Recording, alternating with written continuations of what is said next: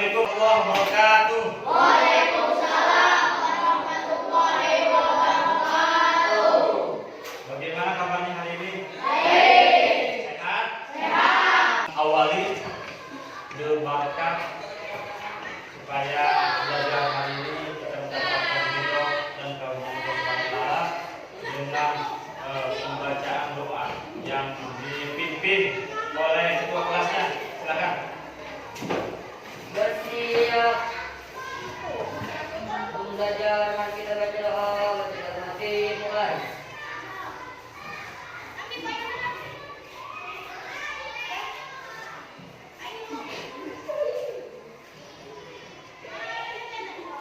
Baca doa, selesai beri salam.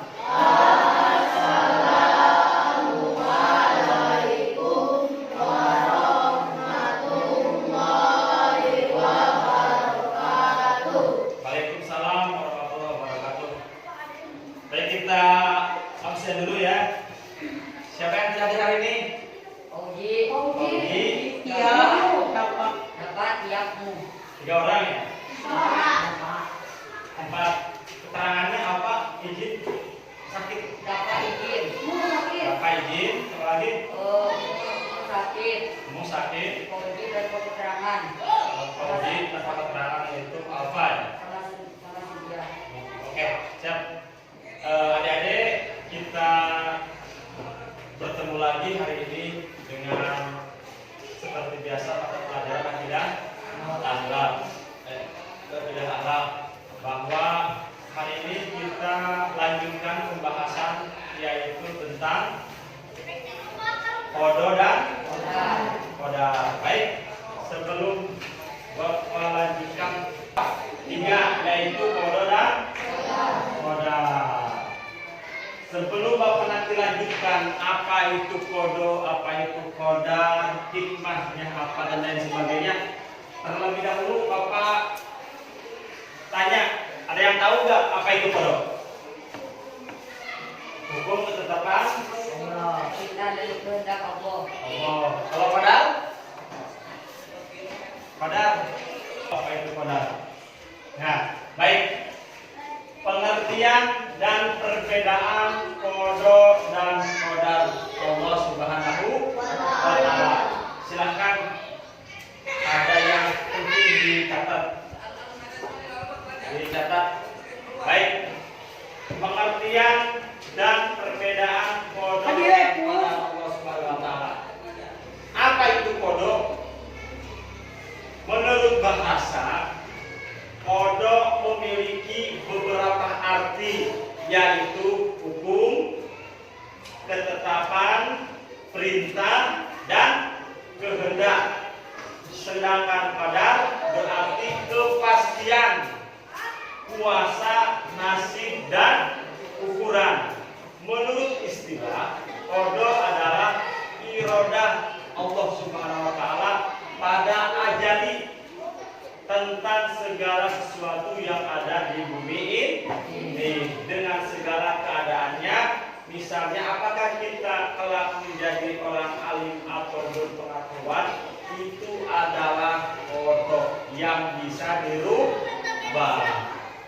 Kalau kodo secara bahasa maupun secara istilah berarti adalah ketetapan Allah Subhanahu wa Ta'ala yang melibatkan manusia. Paham sampai sini? Apa itu kodo? Paham? Jadi kodo itu apa? Hukum, ketetapan, dan perintah. Baik, lanjutkan. Apa itu kodar? Adalah penciptaan suatu oleh Allah Subhanahu wa Ta'ala sesuai dengan ukuran dan keadaan tertentu yang menjadi iradahnya Allah, seperti penciptaan ilmu di dalam diri kita setelah hadir di dunia ini sesuai dengan kehendaknya pada ajali. Jadi ilmu Allah Subhanahu wa Ta'ala pada kita kelak akan menjadi ulama atau ilmuwan adalah kodo ilmu pada diri kita setelah diciptakan atau hadir di dunia ini adalah qadar. Sebagai orang yang beriman, kita wajib untuk mempercayai adanya qada dan qadar. Karena qada dan qadar masuk terhadap rukun iman yang berapa? 6. Yang ke-6. Baik, lanjutkan. Ada perbedaan antara qada dan qadar, yaitu satu, qada merupakan suatu ketentuan dari Allah atas makhluknya sejak zaman azali dan tidak bisa diubah dengan apapun. Kalau qadar, qadar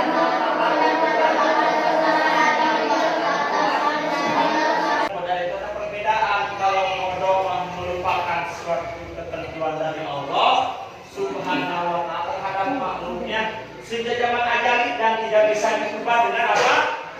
Contohnya apa? Qada, ketetapan Allah yang tidak bisa dirubah. Contoh, kematian. Betul ya? Mati itu tidak bisa kita, saya itu protes malaikat, saya mau besok, saya mau minggu depan atau tahun depan. Itu tidak bisa. Kalau ketetapan kita bahwa kita itu besok mati, itu tidak bisa kita nawar-nawar, tidak bisa. Jadi mudah-mudahan kita dipanjangkan umur oleh Allah Subhanahu wa taala supaya bermanfaat. Baik, kalau qadar merupakan ukuran atau batasan dari ketetapan Allah Subhanahu wa taala atas segala keputusan di saat kita telah berada di dalam dunia sesuai dengan usaha dan upaya ketika kita berusaha. Contoh, percaya enggak kita ujung-ujung pintar tanpa proses belajar ngaji? Ya enggak? Tidak mungkin. Ya enggak? Kita proses dari belajar kelas 1 sampai kelas 6 itu adalah salah satu upaya kadar kita untuk lebih baik. Contoh, kita kaya enggak kalau tanpa usaha? Enggak. Kalau kita berdoa, ya Allah, mudah-mudahan saya bisa kaya, uang turun dari langit 1 karung 20, tidak mungkin tanpa usaha. Itu adalah contoh dari qadar. Istilah pada qada dan qadar juga sering disebut takdir. Dilihat dari pengaruh. Oke. Karena kita sebagai orang muslim Islam, patokan kita itu Al-Quran dan Al-Hadis. Kalau qada dan qadar tanpa ada dalil atau Al-Quran dan hadis, kita rasa ngambang. Ini dalilnya. Dalil Quran untuk memberikan kita keyakinan yang sempurna terhadap qada dan qadar Allah Subhanahu wa taala, kita perlu mengetahui dalilnya. Beberapa contoh dalil yang terkait dengan ketentuan qada dan qadar Allah Subhanahu wa taala. Yang pertama, surat Al-Hadid ayat 22. Silakan dibaca keras. Bismillahirrahmanirrahim. Man asoba min musibatin fil ardi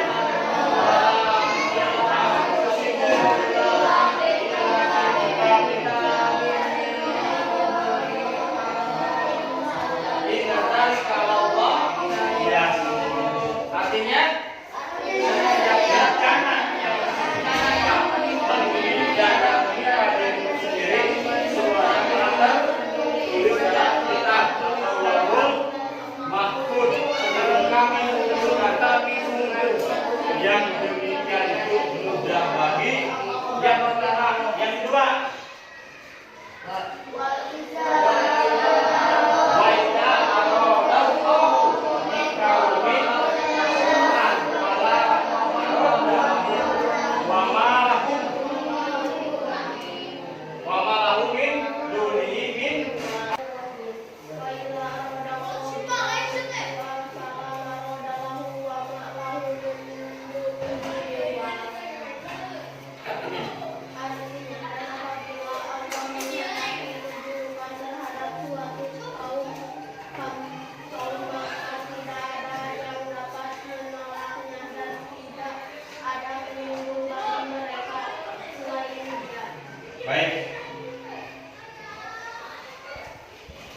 ketiga, dalil yang ketiga surat At-Taubah ayat 5. Bismillahirrahmanirrahim.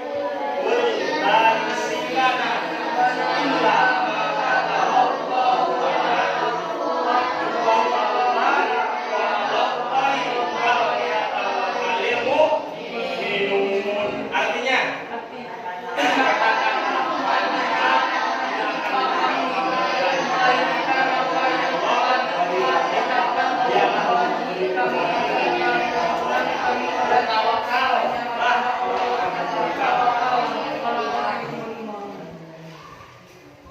yang ketiga, yang keempat, surat Al-Alaq ayat 3. Wallazi qaddara fahada, yang menentukan qadar masing-masing dan coba dikri yang pertama baca artinya yang keras.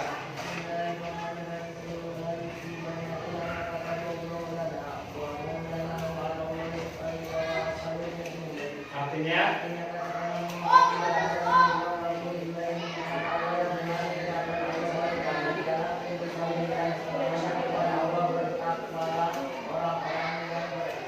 foto gambar di samping. Nah, ini apa nih? Hah?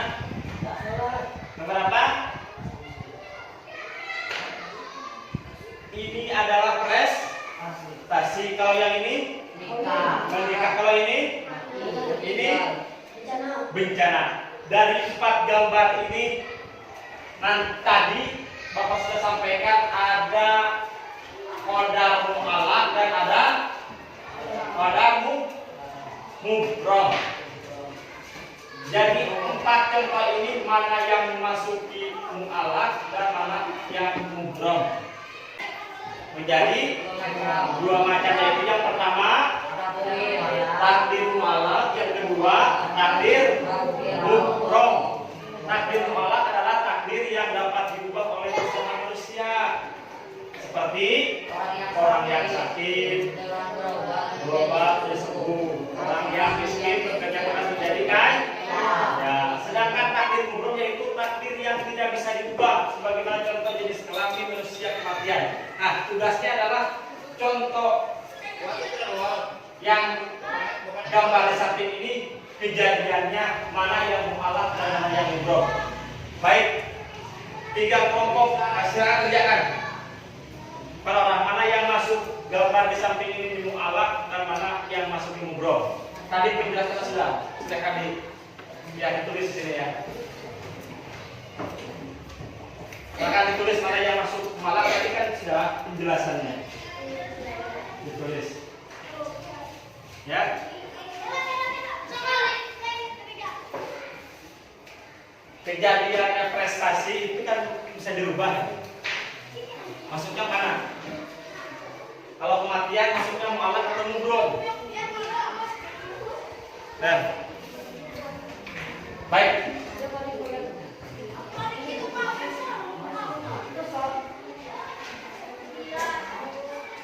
Silakan. Yang pertama kejadiannya adalah prestasi, yang kedua jodoh, yang ketiga kematian, yang ketiga 4 bencana. Mana yang masuk mu'allaq dan mubrom? Ya.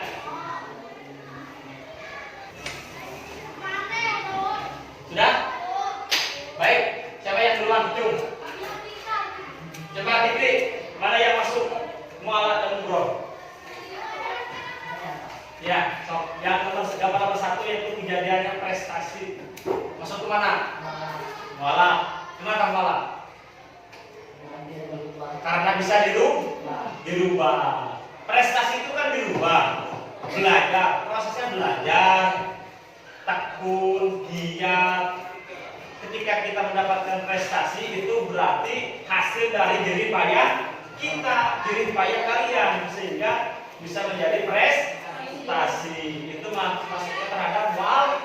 Nah, yang kedua jodoh, masuk ke mu'allaq titik. Mubrom. Kenapa? Karena tidak bisa dirubah. Yang ketiga kematian.